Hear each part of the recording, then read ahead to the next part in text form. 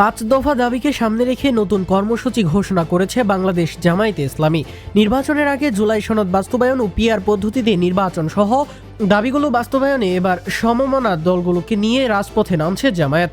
রাজধানীর পুরানা পল্টনে অনুষ্ঠিত এক সংবাদ সম্মেলনে এই কর্মসূচির ঘোষণা দেন বাংলাদেশ খেলাফত মজলিসের আমির।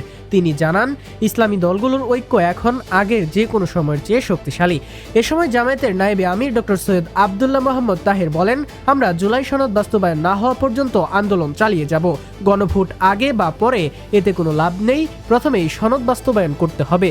তাহের আরও বলেন, একটি দল হঠাৎ করেই ঐক্যের বিরোধিতা শুরু করেছে, তারা তাদের অবস্থান পরিষ্কার করবে বলে আশা রাখি।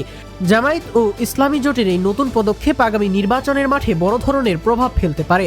8টি সমমনা দলের যৌথ আন্দোলনের কর্মসূচি অনুযায়ী আগামী 6 নভেম্বর সকাল 11টায় প্রধান উপদেষ্টার কাছে স্মারকলিপি দেওয়ার লক্ষ্যে গণমিছিল করবে তারা, এবং 11 নভেম্বর রাজধানীতে বিক্ষোভ সমাবেশের আয়োজন করা হবে।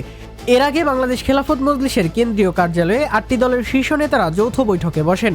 এই জোটে রয়েছে বাংলাদেশ জামায়াতে ইসলামী, ইসলামী আন্দোলন বাংলাদেশ, বাংলাদেশ খেলাফত মজলিস, খেলাফত আন্দোলন, খেলাফত মজলিস, নিজামে ইসলামী পার্টি, জাতীয় গণতান্ত্রিক পার্টি ও ডেভেলপমেন্ট পার্টি।